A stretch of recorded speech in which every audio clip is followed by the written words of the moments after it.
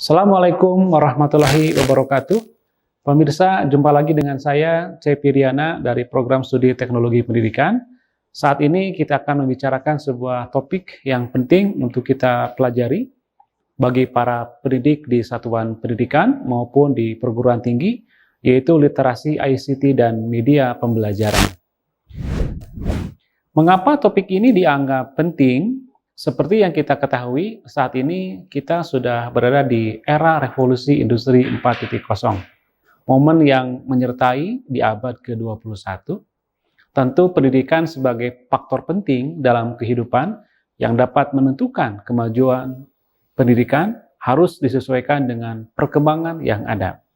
Juga terkait dengan literasi, ICT, dan juga media pembelajaran.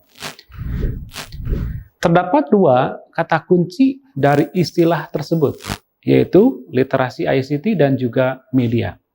Baik, kita coba bahas dulu masing-masing sebelum kita akan membahas ke dalam dua istilah tadi.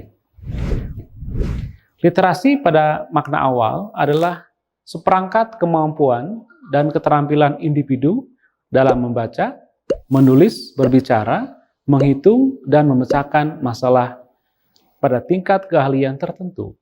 Istilah literasi identik dengan kemampuan dalam berbahasa, namun saat ini penggunaannya menjadi luas, sehingga kita sering mendengar istilah literasi media, literasi informasi, literasi digital, literasi keuangan, dan juga lain-lain. Jadi saat ini istilah literasi merujuk pada kemampuan atau kompetensi yang mendalam, komprehensif, tidak sekedar hanya melek, atau kemampuan yang sepintas lalu, tetapi kemampuan yang cukup mendalam. ICT sendiri memiliki terminologi Information Communication Technology yang saat ini lebih akrab disebut dengan TIK, merupakan teknologi yang penting di abad ini. Mempengaruhi semua sendi kehidupan dari dua aspek, yaitu teknologi pengolah informasi atau information processing, dan juga teknologi yang telah memudahkan orang untuk berkomunikasi, saling berinteraksi yang tidak terbatas pada jarak dan waktu. Teknologi ICT saat ini telah menjadi faktor utama untuk kemajuan baik itu pribadi, organisasi, perusahaan, bahkan negara. Keberadaannya tidak lagi dipandang sebagai pelengkap atau supporting saja, melainkan sebagai tulang punggung terhadap kemajuan baik organisasi, bahkan sebagai daya ungkit atau leverage untuk segala bentuk kemajuan. Kita dapat mencermati dalam dekade belakangan ini bagaimana pesatnya pertumbuhan perusahaan telekomunikasi, sistem transportasi, semisal Gojek menjadi primadona di masyarakat, sistem keuangan berbasis TIK yang kita kenal dengan istilah financial technology atau fintech sudah begitu sangat marak. GoPay, e-money misalnya. Dengan ICT, maka telah melahirkan contoh perusahaan Amazon sebagai perusahaan ICT raksasa di dunia, bidang e-commerce misalnya, dan Alibaba di Asia yang melahirkan orang-orang terkaya di dunia. Perkembangan ICT inilah yang kemudian menjadi perhatian serius dalam bidang pendidikan. ICT harus diposisikan dalam dua hal, yaitu sebagai tools dan competencies. Tools artinya bahwa ICT sebagai alat bantu yang dapat memudahkan belajar para siswa dan guru, menggairahkan belajar, memudahkan mencerna informasi yang sulit, memudahkan untuk terjadinya resources sharing, yaitu saling terhubung di antara sumber yang tidak terbatas, baik oleh jarak dan juga waktu. Melalui teknologi ICT, melahirkan konsep-konsep seperti halnya Computer Assisted Instruction atau CAI, atau multimedia interaktif, e-learning, visual learning, smart class, massive open online course, dan lain-lain.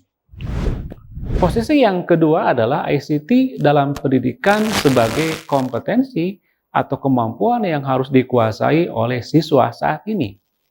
Hal tersebut memang sejalan dengan 21st century skills atau kompetensi yang dituntut pada abad ini, yaitu kemampuan komunikasi, kemampuan kolaborasi, kemampuan berpikir kritis, juga kemampuan menguasai informasi, media, dan ICT skills. Anak-anak Indonesia saat ini perlu dibekali dengan kemampuan dalam menguasai ICT karena mereka akan hidup pada zaman di mana teknologi ICT menjadi pengatur segala sistem. Diperlukan kemampuan logika, pemrograman, coding bagi generasi saat ini dan juga mendatang. Disinilah perlunya ICT yang diintegrasikan ke dalam pendidikan dan juga pembelajaran. Anak-anak perlu memiliki literasi ICT yang tidak hanya melek tetapi menguasai, memiliki produktivitas dan menghasilkan karya besar melalui teknologi ICT. Tentu implikasinya adalah guru sebagai pelaksana pembelajaran memiliki tugas dan tanggung jawab untuk mensukseskan pembelajaran sesuai dengan konsep dan paradigma baru tentang pembelajaran, yaitu upaya untuk mengkondisikan siswa agar terjadi proses belajar. Maka diperlukan media sebagai alat dan sumber untuk belajar siswa kita. Dewasa ini, media yang disukai oleh generasi milenial adalah media berbasis ICT.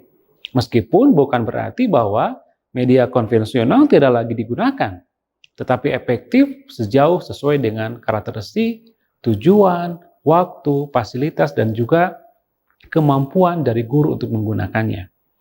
Lalu media ICT seperti apa yang saat ini diperlukan? Secara umum ada dua istilah, yaitu media berbasis internet dan media berbasis standalone. Keduanya sama-sama media elektronik, namun yang satu menggunakan teknologi internet seperti web, e-learning, LMS, quiz online, blog, video streaming, video conference, dan yang lainnya. Sedangkan media standalone adalah media ICT yang dalam penggunaannya tidak membutuhkan koneksi internet, seperti hanya player, program televisi, radio pendidikan, media komputer grafis, media presentasi, dan juga yang lainnya. Dengan demikian, apa yang dapat kita simpulkan bahwa literasi terhadap ICT dan media pembelajaran saat ini keberadaannya tidak dapat ditawar-tawar lagi.